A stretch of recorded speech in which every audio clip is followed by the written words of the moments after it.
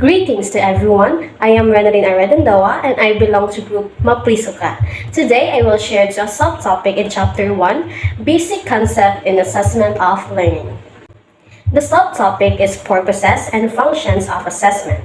This is all about leading the students to development and improvement, accountability, and confidence of their learnings. For me, this subtopic is so interesting because as a future educator, it is important to be aware of the purpose and functions of assessment. Assessment is a critical tool that can be used to inform instruction and improve student learning. When used effectively, assessment can provide valuable information about student progress and achievement. Additionally, assessment can help to identify areas of strengths and weaknesses as well as areas that may need more attention.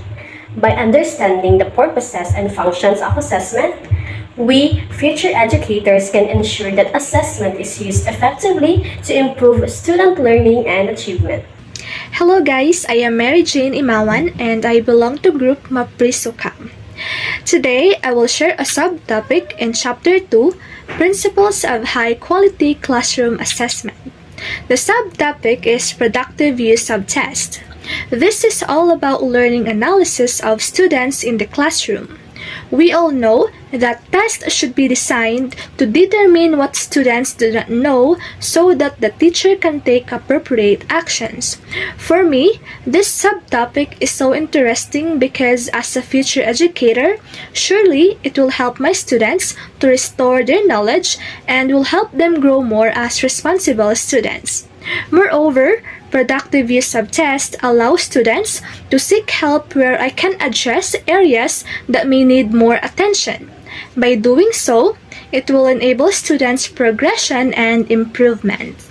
Good day everyone, I am Luis and I am from Group Maprisuka. And for today, I'll be the one to discuss the Chapter 3 entitled Social, Legal, and Ethical Implication of Tests. Alright, school's function is to act as parents while the child is at school. Teachers can require students to take tests where the objectives agreed upon by the school board. Administrators are responsible for constructing and using the test prudently.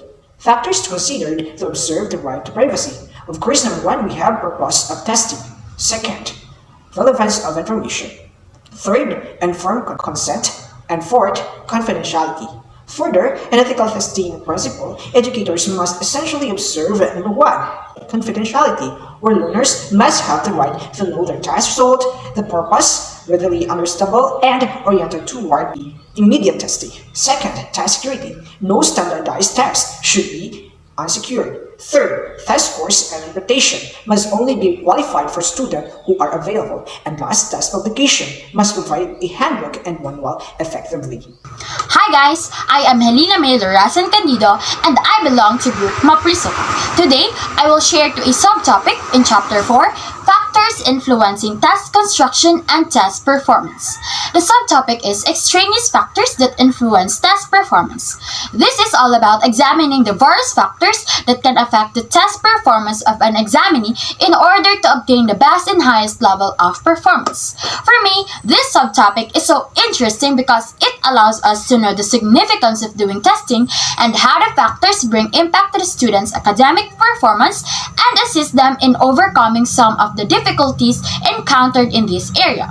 As future educator, this topic is very crucial for me because it allows me to know and utilize the various factors in teaching and to develop strategies suitable for learners and their needs. Lastly, how we are going to create our test based on the experiences, skills, and capabilities of our students for an effective assessment in learning. Hello everyone, my name is Wemar Saganay and I belong to the group Maprisoka. Today, I will share with you a subtopic in Chapter 5, Establishing Learning Targets. The subtopic is entitled Learning Targets. Terms associated with learning targets are goal, objective, competency, outcome, standard, and expectation. A learning target is defined as a statement of student performance that includes both a description of what students should know or be able to do at the end of a unit of instruction and a criteria for judging the level of performance demonstrated. For me, this subtopic is so interesting because learning targets provide concrete information about what students will be learning, how they will be successful in mastering skills, and why these skills are important to learn.